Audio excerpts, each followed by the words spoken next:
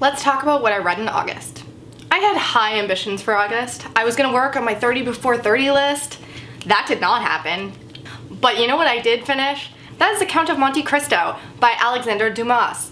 Now, I did not finish this in August. I'm not gonna pretend I did. I actually finished it today. I sat down and I was like, I'm just gonna get through this. We're gonna just press play and keep going until it's done, and I did it, and I'm so damn proud of myself, and so help me God, I may never read another classic ever again. I have nothing good to say about this book, really, after the 20% mark. The first 20%, I was actually into this.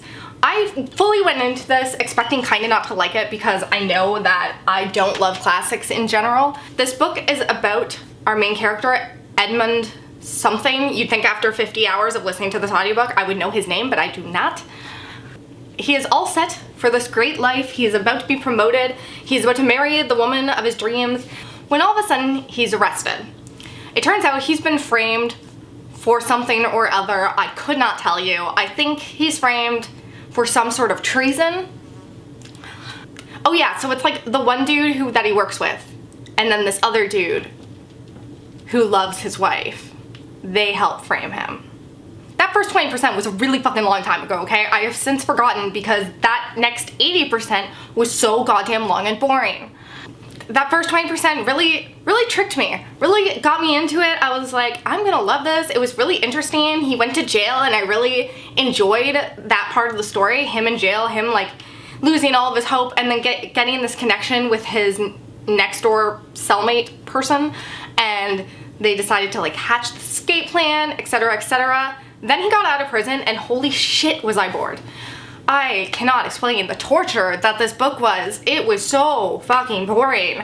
Like every single chapter was one character sitting down with another character and going, let me tell you the story of my life. And I'm like, why can't I just see the story of your life? Why do I have to hear it from you? Like that's such a boring way to tell a story.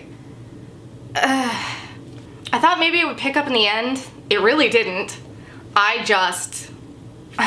will never do this again to myself. That's not to say that I will never read another classic, but I certainly will never read a classic that's over 1,000 pages. That is for damn sure. I gave this 1 star. This might be my most hated book that I've ever read because it was worse than American Gods for me. That's how bad it was. And I hated American Gods, but this was just a whole nother level of boring. The next thing I read was The Final Girl Support Group by Grady Hendrix. This is the first Grady Hendrix book I've ever read, and I gotta say, I was kind of disappointed. This book is about a group of final girls who go to a support group to support each other after the terrible things they've endured. All of a sudden, they start going missing one by one or being murdered, and the main character that we follow, she obviously wants to take down this person who's murdering them and figure out who it is. I didn't love this, and this might be one of the first instances where I'm not sure why I didn't love this. Normally I can give you a list of things I don't love about a book, but with this one I can't put my finger on what didn't work for me. I just know that it really didn't work for me. I kept thinking, okay, I need to finish this novel right now or I'm never gonna pick it back up again. Like I just knew that I had no desire to finish this book, except for the fact that I wanted to see if the ending would be worth it. There's so much hype built around Grady Hendrix's work, and since I've never read him before, I thought like I need to give this book a full shot. And unfortunately by the end of it, I just gave it 2.5 stars because I just really didn't like it. I think what it comes down to is this book is very meta, and it takes all of these popular movies that we know and love and treats them as if they've actually happened to these women. So there's kind of a Nightmare on Elm Street type killer, there's a Jason type killer, you know, all these killers that we've seen in these big slasher movies. And they treat those as if they are real murders that happen to these women. I enjoy the idea of that, but the book is almost too literal. There's absolutely no comedy. I think the book just takes itself too seriously and it lacks any sort of fun. And maybe because I was expecting that sort of humor from Grady Hendrix, because like that's how everyone talks about his work, and it just wasn't there. Maybe it's just like expectations versus reality, but it just did not work for me at all. I also found the non-stop nature of it, the pacing of it, just to not work really well. It all takes place over the course of like a week, and it just feels like they're going from scene to scene in a way that doesn't connect properly. I don't know, I can't put my finger on what didn't work about this, but I just didn't enjoy my experience overall. So I gave it 2.5 stars. I wish I loved this. The next thing I read was Exile by Shannon Messenger. This is the second book in the Keeper of the Lost Cities series. This series is about this main character who finds out that she's an elf. She has to leave her human family, go to the elf world, and enroll in their elf school and try to catch up on all the studies she's missed. She has these massive magical abilities, but there's also like this mystery surrounding her because she was actually kind of created, and nobody in the elf world really knew she existed, and now there's just like all these complications and mystery surrounding her. I gave this book 4 stars. I really just enjoy the series. I'm currently reading the 3rd one. There's not a lot I can say about the series, I guess, since it is the series and this isn't the first one and I don't want to spoil anything. But I continue to enjoy it. I like how the books build off each other. I don't ever necessarily feel like there's like one specific thing in each book. I almost feel like it's just like one overall story, which is weird pacing wise, but I personally like it that way.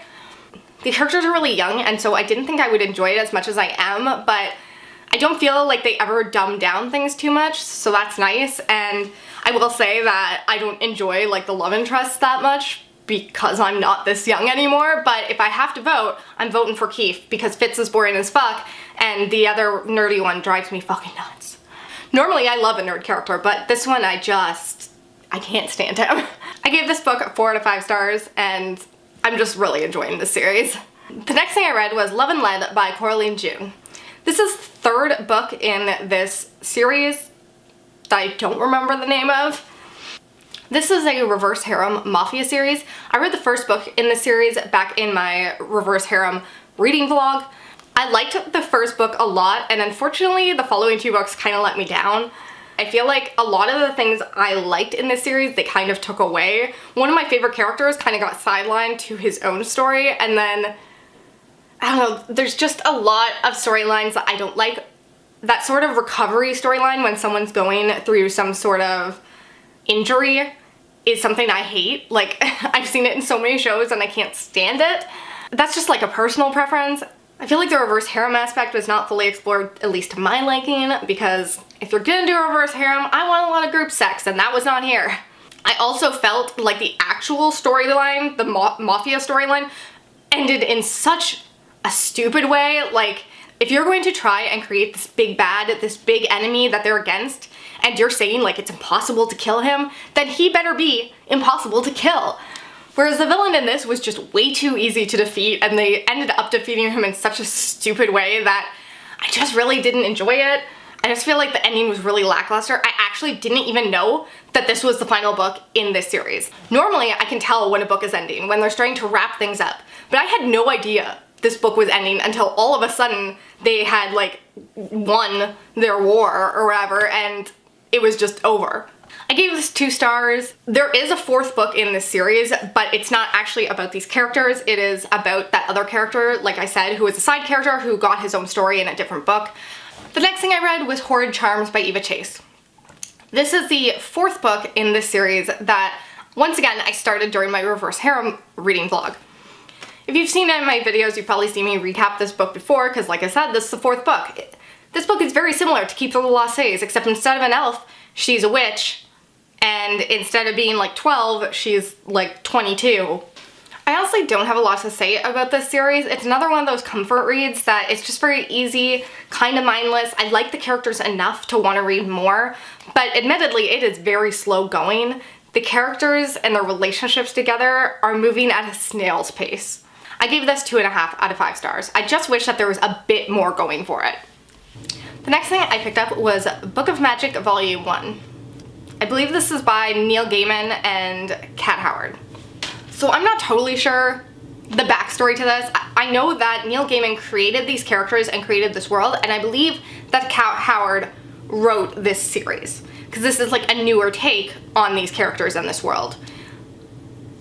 I believe that these characters were made back in like 1992 or 1991 or something like that, and Kat Howard made this series in 2018. This is basically about a boy who finds out he has magic. This is only volume 1 of this graphic novel series, so I don't have a lot to say about it except for that I really enjoyed this world and I'm really looking forward to reading more about it. I actually picked this up for doing the 1,000 Doors Readathon. There was a weekend readathon. This was the first book I picked up because you had to pick up something with owls. I knew that this and Harry Potter had a lot in common, so I thought to myself, like, this book probably has owls. Sure enough, it did. By the way, this came out before Harry Potter, so. I gave this 3.5 stars because I just really enjoyed the vibe of it and I really want to read more. The next thing I picked up for the 1,000 Doors Readathon was The Shuddering by Ania Ahlborn.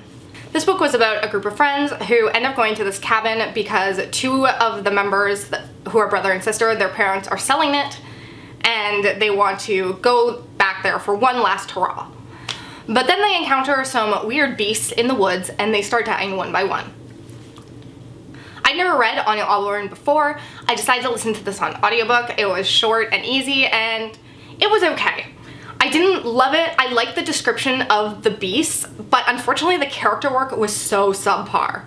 There was a lot of time spent on the sister's relationship with this guy she used to date in the group, and I just did not give a shit about any of it. Not to mention, I just don't feel like the author ever fully knew where she was going with it, because even in the end, I don't know how I was supposed to feel about them or their relationship. I don't know what their feelings actually were for each other. And then there was this like insta-love thing going on between the brother and this friend of his sister's that made absolutely no sense to me because it was just so instant and you barely got to see them together, but then we were supposed to buy the fact that he was like really in love with her. It was all just kind of weird. I didn't care if any of them died. I, in fact, was pretty okay with them dying because I would rather have spent time with the beasts than with them. I gave this book 2.5 stars. I just don't feel a lot about it. The next thing I read was American Queen by Simone. This book, this author, I mean, just truly, she's the queen here. Her writing is just so good. This series is ridiculous. This is about the President of the United States who is like 35 and super hot and also a BDSM dom. Can I vote for him? He's also a war vet in this made-up war, I'm pretty sure. I'm nearly positive that this country does not exist because I looked it up, but I'm not gonna say it just in case I'm wrong and a dumbass. The story follows him and this girl that he met many moons ago and has decided that he wants to marry now and make her the first lady. It also follows both of their relationships with the vice president, who is like one of the president's best friends slash someone he went to war with, was a soldier with him. And just, the sex scenes in this are, these might be my favorite sex scenes I've ever read, actually, like, and that's not to say like, oh, they're the best sex scenes I've ever read. I just feel like they fit perfectly into what I love, and I feel like that's what makes a smutty book a favorite.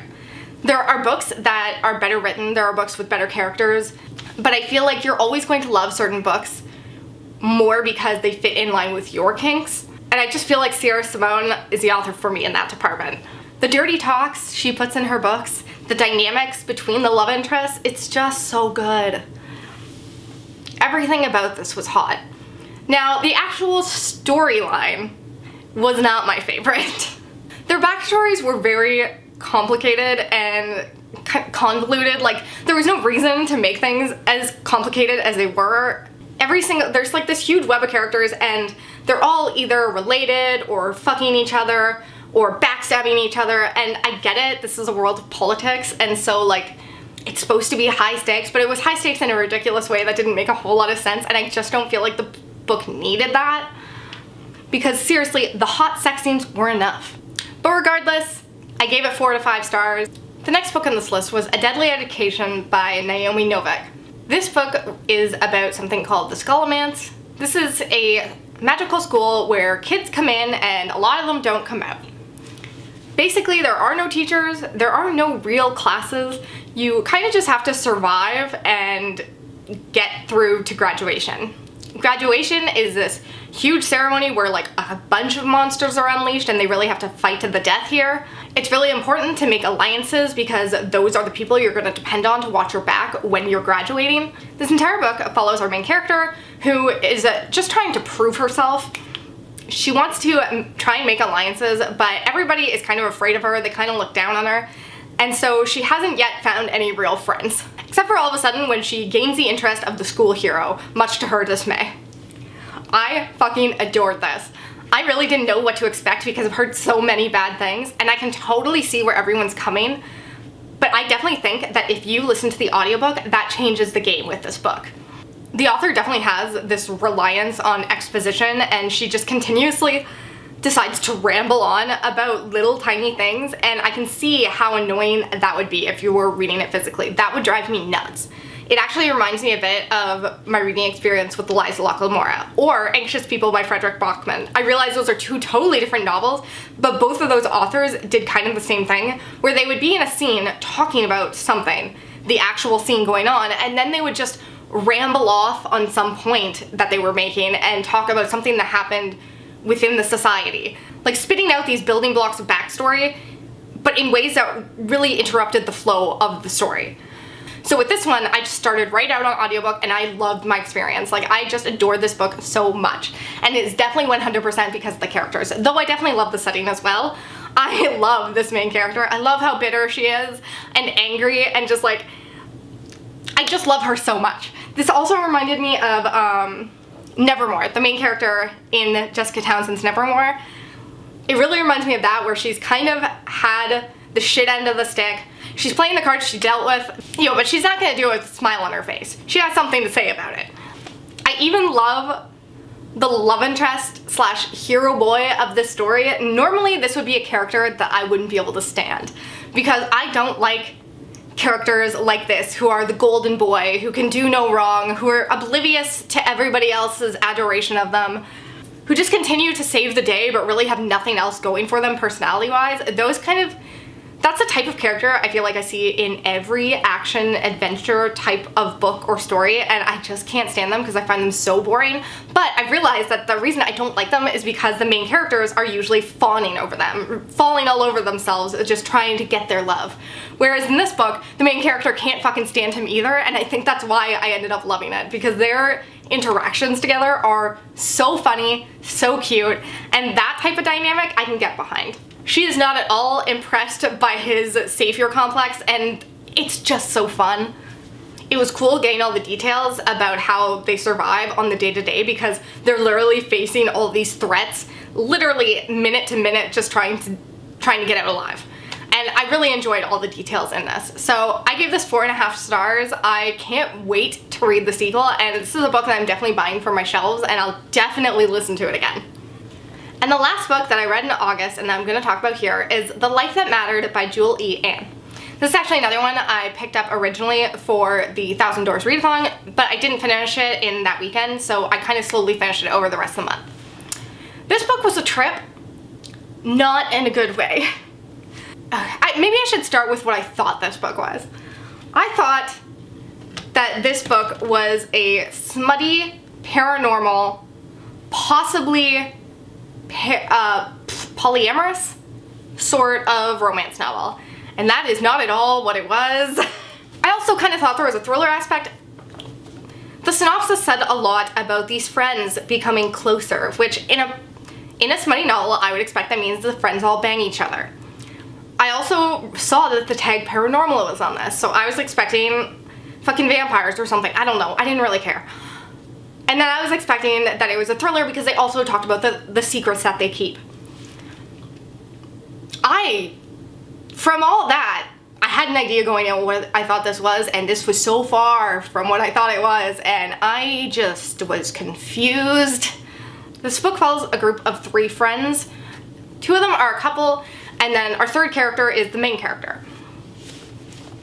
She's the one who kind of brought her friends together, and eventually we follow her as she meets the love of her life. There's a lot of misfortune that follows these friends as they grow up. This does span kind of a decent chunk of time, and so you do kind of watch them age. And there's a lot of mystery and weird elements surrounding these misfortunes. Some of them get closer, and some of them pull apart in different ways. I'm not sure what else I can say without spoiling this. I really just was not vibing with this whatsoever. I kept going because of how weird things were, and because I just didn't understand where the book was going. I will say it surprised me. It definitely wasn't where I thought it was going, so it definitely has that going for it. But my problem was I didn't like the main character, like, at all. Everything about it just felt off. I kept thinking that we were going to get to some sort of climactic reveal that would help make sense of how none of these characters felt like true people. But it turns out I think that's just the way it's written. Like, that's just the characters, that's who they are, and it just, like, really didn't work for me. The main character and the love interest especially, they both just felt very fake. I didn't feel like their interactions felt natural at all or anything resembling real people. The two friends who are kind of on the sidelines but who are very integral to the story, I thought I was going to like their storyline because I thought it was the most interesting, but it didn't really go anywhere or do anything. I'm assuming that maybe that'll come up more in the second book because this is a duology, but I don't think I liked it enough to continue. I gave that book 2 stars. I definitely will say that it is unique. It's not smutty, so I don't know where I got that. It's not smutty at all. But if you are interested in just like a unique, kind of weird romance, then maybe this one will be for you. So those are the books I read in August. It was not an overall great reading month, but I'm very happy that I found a couple books in there to love, and I hope you like this video, and I hope you come back again soon. Bye.